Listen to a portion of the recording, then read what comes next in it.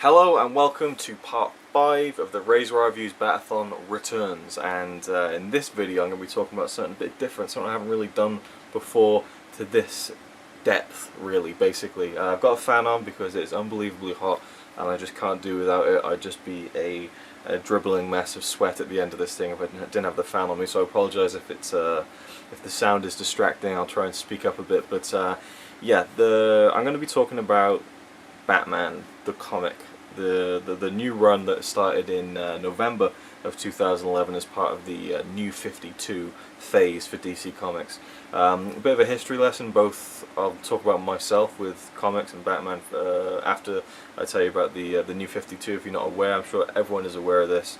I'm not really a huge comic book reader. Used to be when I was a kid.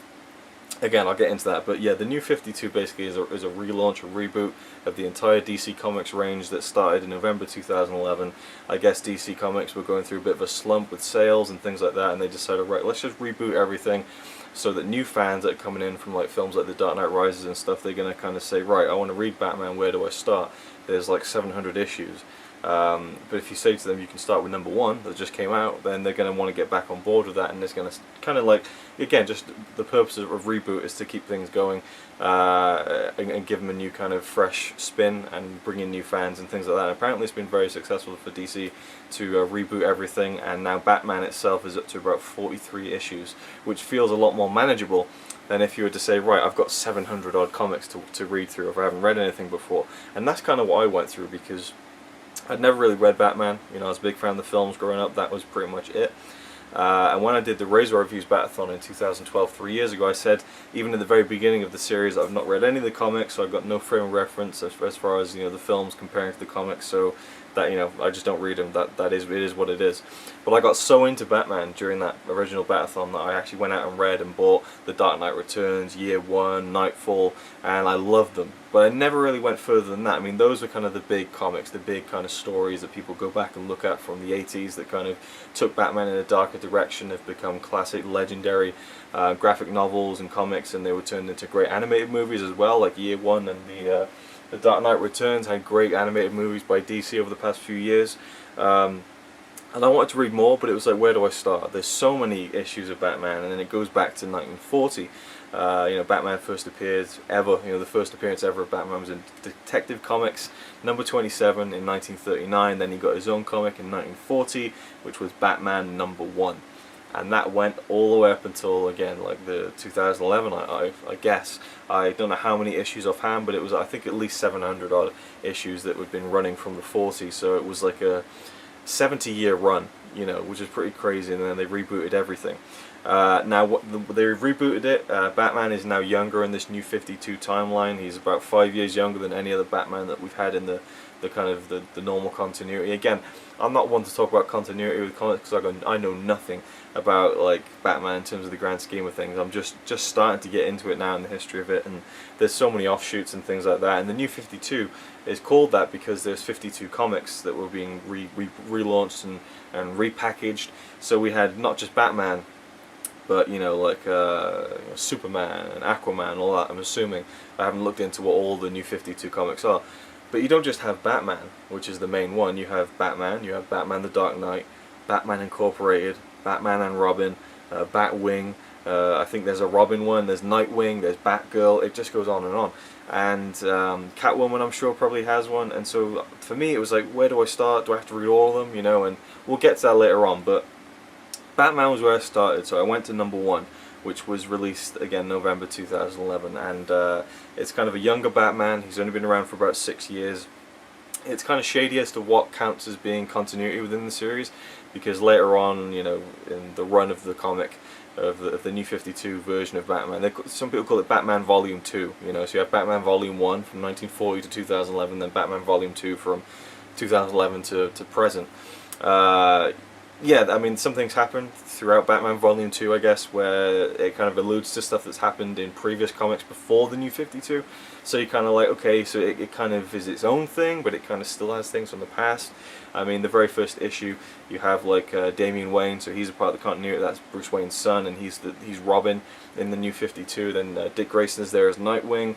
You have Jason Todd as Red Hood. You have Tim Drake as Red Robin. So I mean, it just you kind of get caught up to speed very quickly. But anyway, my history of comics before we get into the Batman New 52 stuff, which I will be talking about issues 1 through 33. You know, again, as I said, well, I guess I've already kind of talked about it really, but yeah, the Dark Knight Returns, Year 1 and stuff. And my history of comics was kind of the Beano and the Dandy, which were kind of UK comic strips in the UK. I used to get them all the time. My grandpa would just get a big stack of comics. I loved them. I loved Sonic the comic. That was an incredible comic that I loved just getting every single month. It was awesome. But again, never really read Batman that much. And so comics have been an on and off thing with me. I've never been a huge comic book fan, but I'm really starting to get into these now because in the past few weeks I've read Batman 1 through 43, and there's a few other ones in there as well, and I'm now starting to read Batman and Robin. I'm now starting to read Batman Incorporated, so I might even branch out further and make more of these kinds of videos. We'll see where it goes. This series was supposed to go, I've had everything planned out week by week, but I can't quite get to the Arkham month I had planned. There's going to be a month of Arkham reviews, like Arkham Asylum, Arkham Origins, Arkham Knight, but I haven't had a chance to play Arkham Knight yet because we don't have our new TV back. It's been in the process of being repaired for about 2 months now, and I don't want to play Batman Arkham Knight, a new PlayStation 4 game on a 20-inch TV. I want to get our 50-inch TV back to play it, and then I want like 3 weeks just to fully immerse myself in it and then give my review of it. So this is kind of filling the gaps because I kind of wasn't planning on doing a video on any of these comics, but I was just started reading them just because I wanted to, and now I feel compelled to make a video about them and talk about them.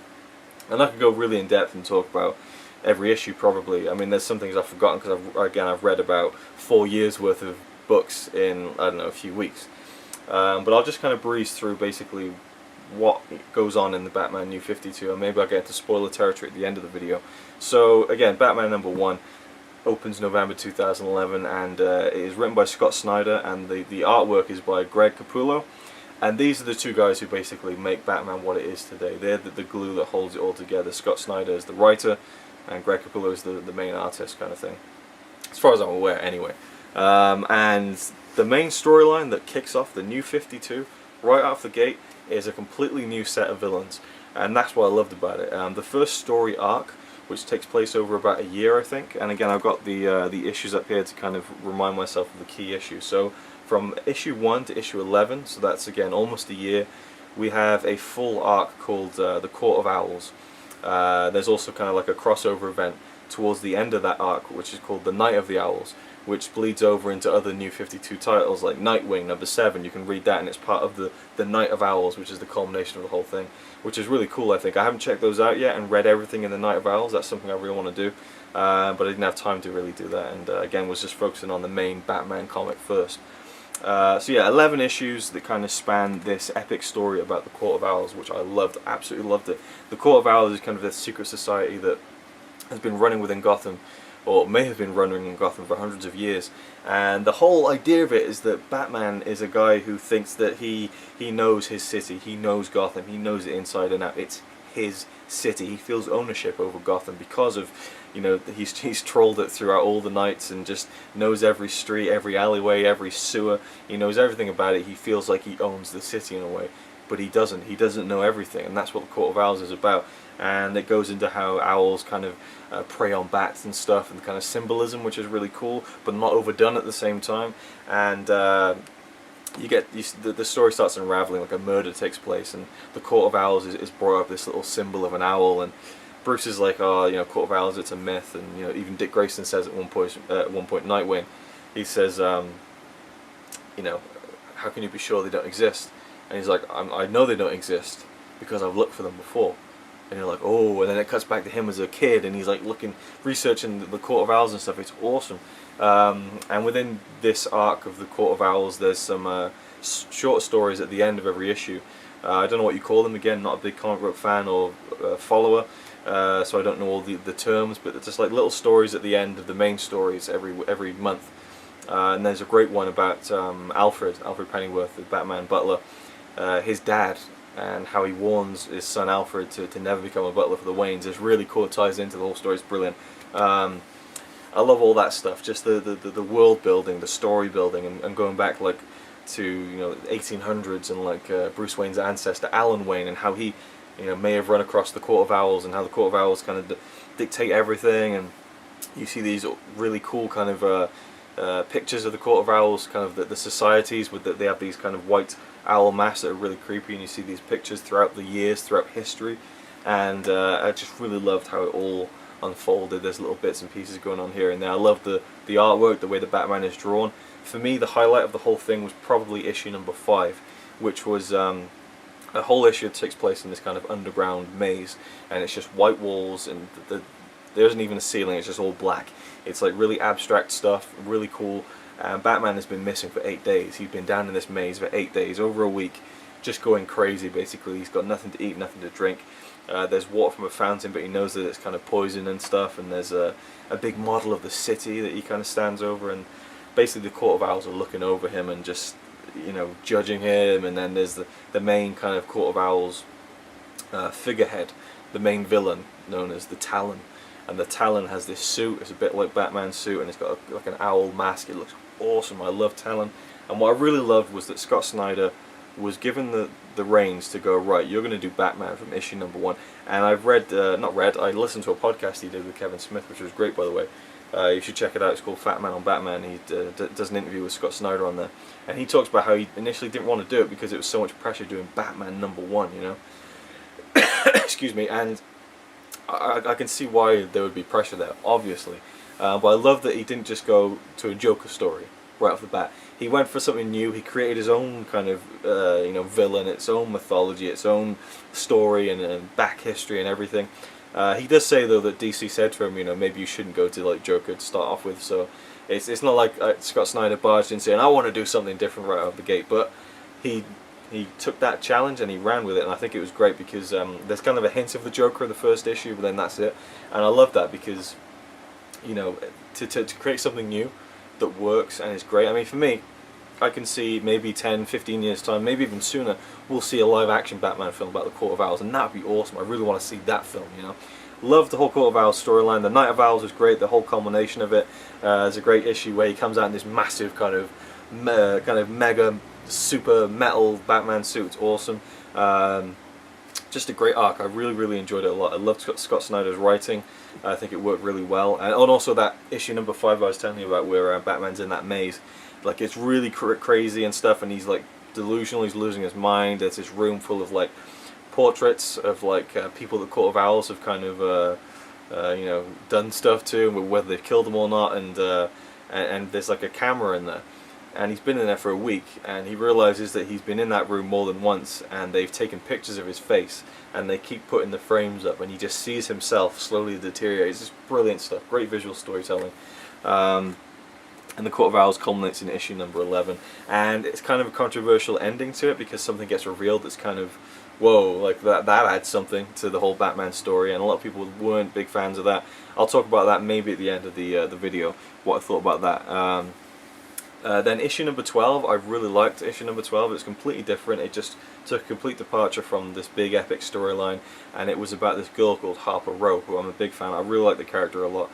This young girl, she has a brother called Cullen, and he's gay and he gets bullied and stuff, and so she cuts her hair short, and she kind of sticks up for him and stuff, and she has a fascination with Batman.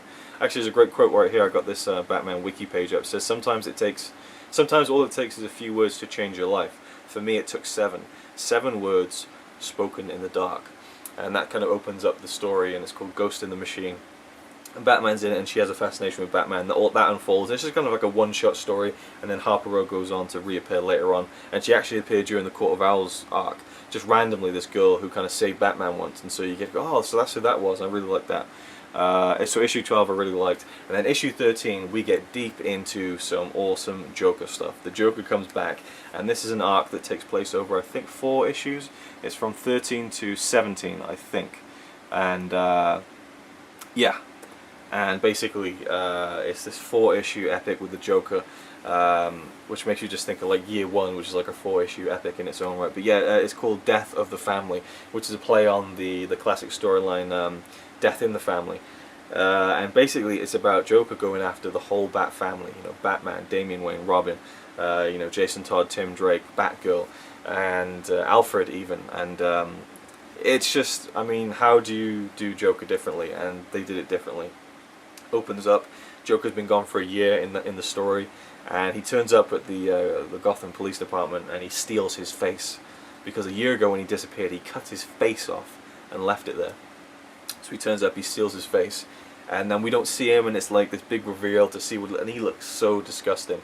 I mean, not to spoil it, but like, basically has this, just imagine just cutting the skin off your face, and he's put it back on, and he's kind of got like a belt around his head to hold it, get up against his face like that, and he's got the big grin that's, you know, almost kind of coming out of the skin that's been stretched across his face. It's disgusting, but it's awesome. It's different. It's you know, I'd love to see this in a live action Batman film. We never will, because it's so disgusting and gross. It wouldn't appeal to a wide audience. But I just love that vision of the Joker and what's underneath that face, you know, and why did he do it, and what is he doing, and the things that he's, you know, concocting, and the plan and everything, and it builds up to this thing where he's got Batman sat with the whole Bat family around him, this kind of sick, sadistic, twisted dinner party with the whole Bat family, and you know, and it's all about, does the Joker know who Batman is? Does he know that he's Bruce Wayne? And it's all about, does Batman know who the Joker really is? And that's kind of something that's played with throughout the story, and that's kind of pivotal to the ending of it in issue 17, which I loved. I loved the whole death of the family arc. It was great, and again, I'll talk more spoilers about that at the end of the video, if I have time, that is. So then we have issue number 18, which is where I kind of need to kind of talk about spoilers. Well, I'll wait till the end. I'll give you a spoiler warning, don't worry. 18 I really liked. It was another Harper Row story, and it was, I really liked it, but I didn't understand it very much, and I found out why it was the way it was after the fact, and it really annoyed me. I'll talk more about that later, but yeah, issue 18 I really liked, but it was just a shame that I kind of had to find out about what happened after the fact, and it made more sense later, but it just annoyed me. I'll talk about it at the end. Issue number 19 starts a kind of 2-issue kind of, and again, these comics are released monthly, by the way, if you didn't know. Issue 19 and 20 is this kind of like little kind of just like a little double shot, just kind of two issues, one little story called Nowhere Man, and it's about Clayface, and it opens up issue 19 with Bruce Wayne kind of just taking someone hostage and shooting Commissioner Gordon. It's like, what the fuck? And then, you know, you find out it's Clayface, and I really liked it. It was a cool little kind of 2-part story. It wasn't too ambitious, you know, and I liked it just kind of taking a breather from, you know, Court of Owls and Death of the Family. Much like the Harper Row issues were kind of, you know, little kind of breaks in between those two arcs. This one kind of, you know, lowered it down a bit, and you kind of relaxed a little. I mean, it's still some, you know, some big stuff going on, but it's not a huge kind of year-long story. And then was it issue number 20? Yeah, and then issue number 21 kicks off 0 Year, which is a huge arc, which basically goes back to the first year of Bruce being Batman, and it kind of reinvents what we've seen in, you know, year 1, which was again like almost 30 years ago now. So that is from issue 21 all the way up until issue 33. So I mean, it was well over a year, and there's a couple of like things in between. After issue 23 there were 4 kind of villain issues. So we had Batman number 23.1, the Joker, and then there was Catwoman. What was it? Was it Catwoman? Was it yeah, Catwoman, Penguin, or was it the Riddler? It might have been the Riddler. There was definitely the Joker, definitely Bane, definitely Penguin, and I think there might have been, it was either Catwoman or the Riddler. I'll quickly find out now. It was the Riddler. Okay, so that I must have been it must have been a forgetful one. I like the Joker one. The Joker one was quite cool. It was about kind of, I think they take place in kind of an alternate kind of timeline where Batman isn't around, and so you get to see what these villains would do if they had full reign. So the Joker one, he had this kind of monkey sidekick. It was kind of cool. Nothing special. I liked how it kind of played with his childhood a little bit. The Riddler one, I guess I've forgotten. It wasn't really that, you know, memorable. The Penguin one I loved. It was a really cool one.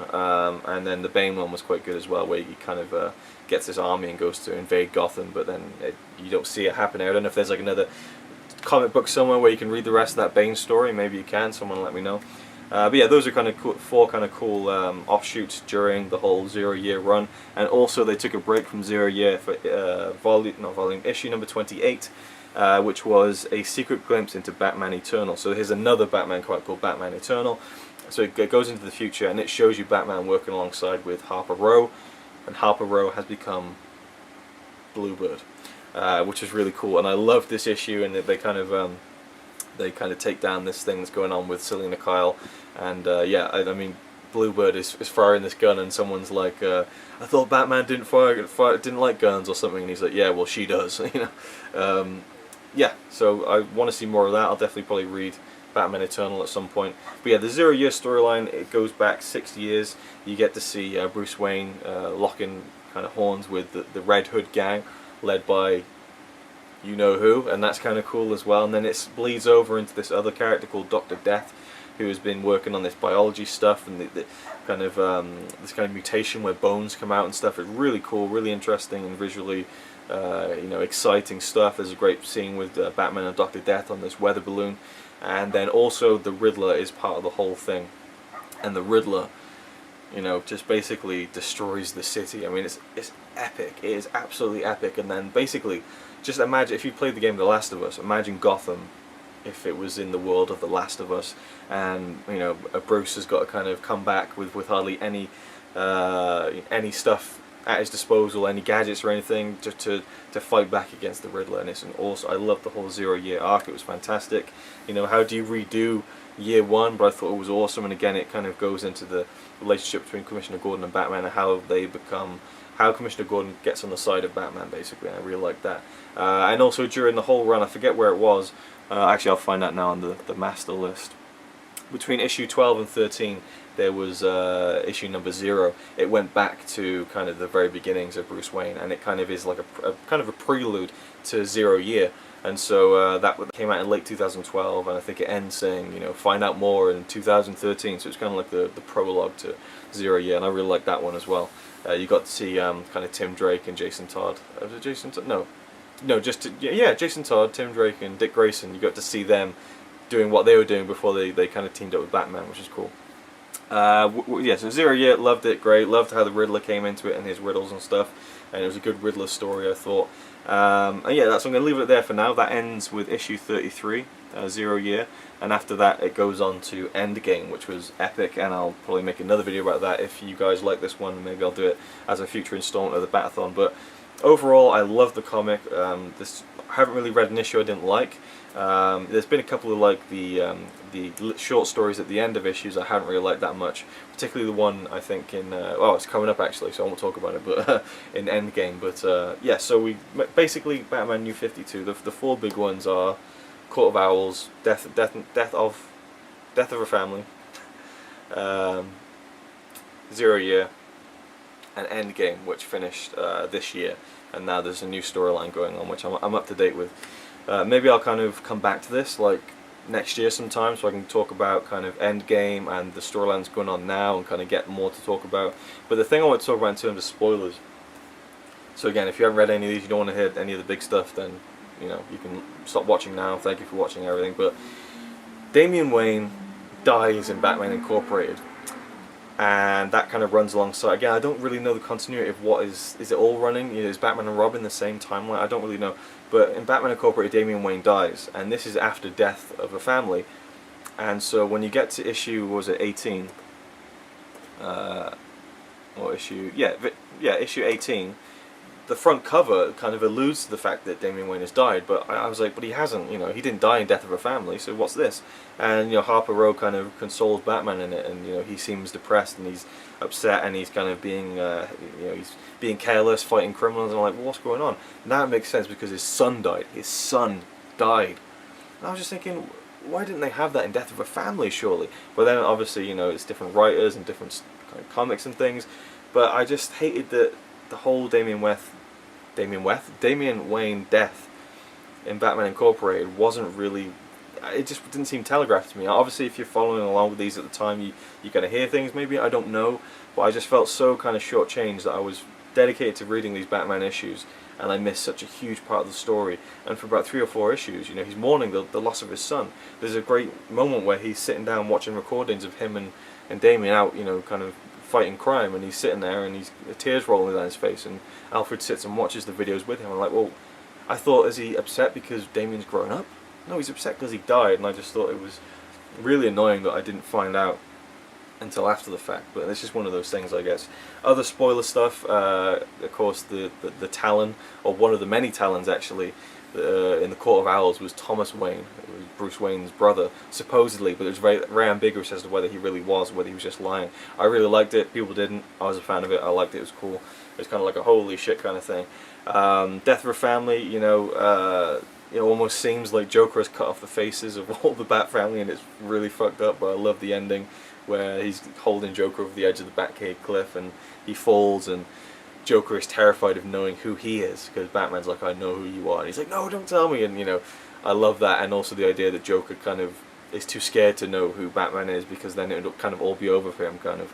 I really love that. And then there's the final little bit where there's a gene, or like a bit of DNA that Batman's found, and it's the periodic symbol for H and A, and that's the end of Death of a Family, just a ha, and I love that, it was brilliant. So yeah, just some thoughts on the whole Batman New 52 stuff. Hope you enjoyed this video. Next week, I'm going to go to Arkham. I'm going to go to Arkham Origins. I'm going to take it back to my Arkham Origins. I'm going to review the game Arkham Origins, and maybe we just won't have Batman Arkham Month, and I'll get to Arkham Knight at a later date, and then we'll just see where it goes. The Batman 66 reviews are still coming, but I've noticed not a lot of people are that interested in them, so maybe I can leave them for a while. But lots of other stuff to come. There's animated movies to review and all sorts of stuff. So let me know what you thought about this video, what you thought about any of the New 52 comics, etc. And yeah, I'll see you next week for Arkham Origins. Same bat time, same bat channel.